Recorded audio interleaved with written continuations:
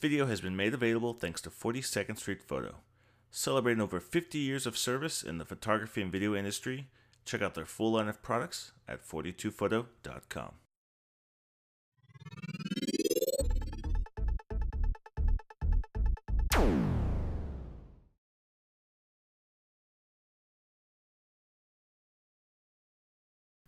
What's up, Geeksters? It's me, Omar, from geeksterlabs.com. How are you guys doing today? Today's product I'm going to be showing you is a product that was sent to me free for review from Sennheiser, and we have the Sennheiser MKE 600 Shotgun Mic. So this mic retails for about $300, and this is an XLR microphone, so the output that comes out is an XLR. If you do have a camera or a camcorder DSLR that does not feature XLR inputs, you can purchase the KA600 adapter. It's about a $16 adapter that goes from XLR to a 1/8 male connection for cameras with a mic jack.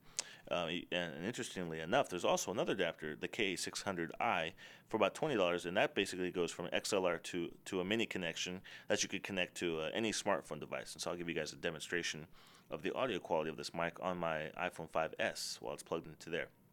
Included with the microphone is a shock mount for using with any kind of camera shoes. And on the bottom of the shock mount head, there's a flash mount there, like a screw mount, so if you have a little tripod, you can screw it onto the shock mount and just place it on top of a table if that's something you would want to try out.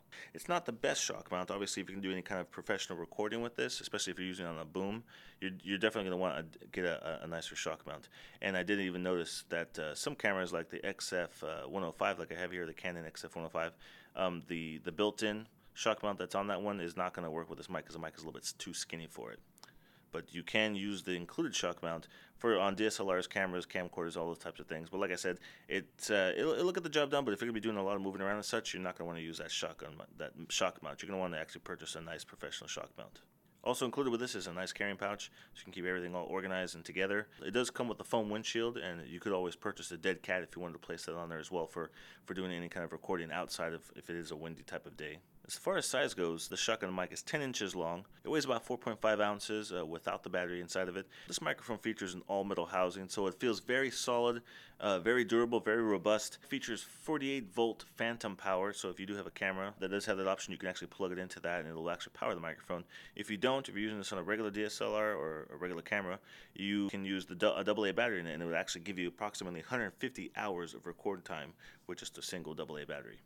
Installing the battery is real simple. You just basically unscrew the body, and it gives you a compartment here to slide into your AA battery. As you can see on the top, we have our low-cut filter switch. And so when this is turned on, basically frequencies that are below 100 hertz are going to be attenuated. So it sounds like it's going to minimize wind noise, air conditioning, traffic, any type of outside noise. And then it'll obviously increase the presence of the audio. And as far as the on and off switch goes, whenever it lights up red for approximately about a second after you turn it on and then the light goes off, that means you have about 150 hours of battery life. If it lights up red permanently, that means that there's low battery, approximately about 8 hours of remaining operating time after that in the initial display. And if it flashes briefly red on switch on, that means that the battery is empty and that the microphone is not going to be operational. Keep in mind, when you're not using the microphone for extended periods of time, it'd probably be a good idea to remove the battery altogether to prevent self-discharge of that battery. Now, of course, shotgun mics are meant for capturing audio in front of the microphone, so it's going to block out any kind of side or rear noise. And obviously, the longer the microphone is, the longer, and it'll have more reach, and it'll be better isolation from side to side. So, like I said, this is a 10-inch microphone. It does a pretty good job of isolating the sound, but don't take my word for it. Let's go ahead and do some audio samples, and I'm going to give you guys a demonstration of recording audio onto a Zoom H1, just a little personal recorder. Give you an example of recording it straight to a DSLR. And then obviously, like I mentioned before, we're recording into an iPhone 5S. So let's see what that sounds like. Okay, guys. So now we have the MKE6 plugged into the H1, the Zoom H1 personal recorder. So this is not going into the camera. This is going to a separate recorder, and we're recording audio right now. You probably can hear a little bit of the AC going on right now. Currently, I'm about maybe 3 feet away from the microphone. So I'm going to take a couple steps back and count from 1 to 10. And you guys can see the difference in audio quality. Okay, so I'm going to keep walking back over here. I'm about maybe 10 feet or so. So I'm going to slowly start going towards you, and you'll hear what the difference in the audio sounds like. 1, 2, 3, 4, 5, 6, 7, 8, 9, 10, 11, 12. So, like I said, currently I'm about 2 feet away from the camera right now. So this is the audio that's being recorded to the Zoom H1 little mini recorder. So now we're going to switch it over and I'm going to put on the high pass filter and see if you guys can tell the difference. I'm going to just go ahead and do it right now on camera. So high pass filter's been turned on. Hopefully that blocks out a little bit of the AC sound that you can hear, the atmospheric sound.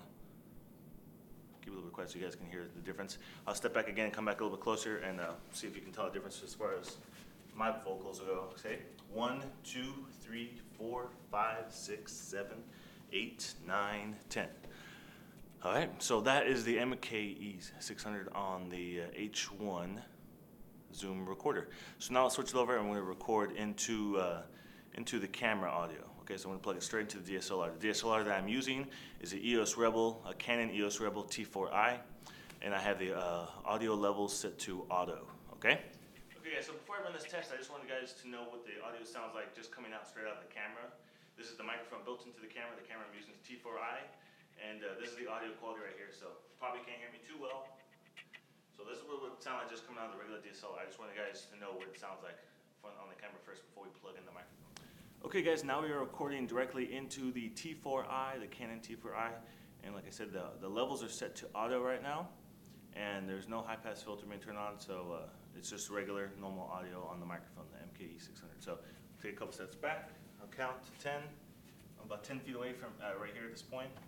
So 1, 2, 3, 4, 5, 6, 7, 8, 9, 10.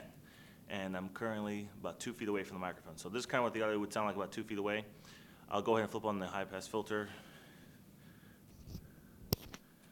There we go.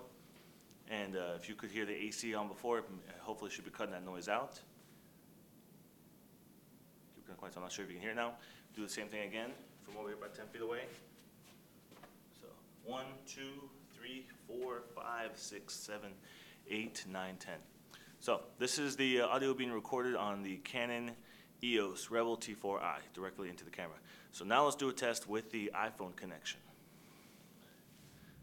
Okay guys, now we're testing the audio on the iPhone. So I have an iPhone 5S and I have the cable adapter for the iPhone hooked into the MKE 600, and there's no filter being put on right now. This is just directly audio coming directly from the microphone into the iPhone.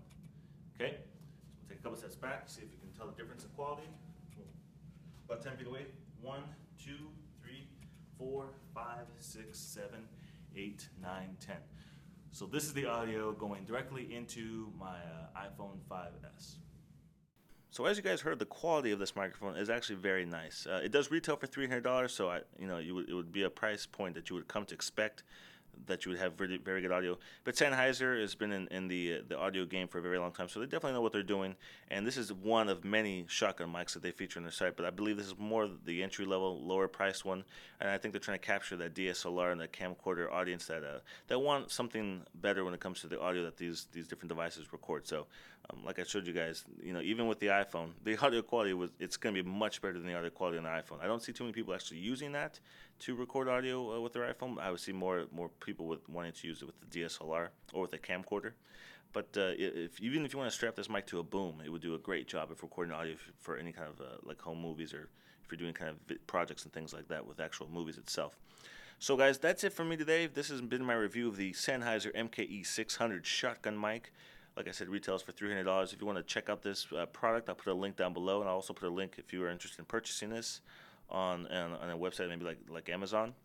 And if you have any questions, please post those in the comments box, and I'll do my best to get back to you. If you enjoyed this video, please show some love to that like button down below. And if you haven't done so already, make sure you subscribe to my YouTube channel if you enjoyed this content. And of course, guys, make sure you stop by geeksterlabs.com for the latest news and tech reviews. And I will see you guys in the next video review.